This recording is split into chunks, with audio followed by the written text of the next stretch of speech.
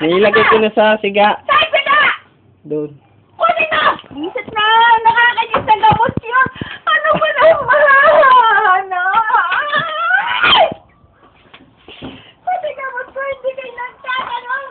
Kaya nga nakalagay dyan eh. Hindi naman yung basura. Itinanim na ni tatay. Itinanim na ni tatay. Hindi, alam mo, halata naman niloloko ka, hindi ka na nakahalata. Itinanim. Oo ka naman. Ay, sakit ng dibdib ko. Lagi sumasama ang loob ko. Ano ba kayo? Nakakainis kayo. Lagi na yan yung pinasasama ang loob ko eh.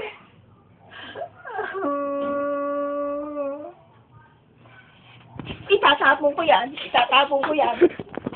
Nakakairita itong mga taong ito ba? Nakakayamot. Tinanim na ni tatay.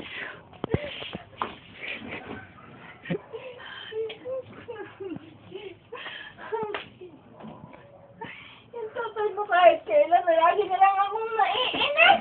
Lahat ng kilos eh. Tinanim na. Mag-relax ka na. Inhale, inhale, inhale. Mama, alam mo, halata niloloko ka ni Jacob, hindi ka naman nagpapaano ka na.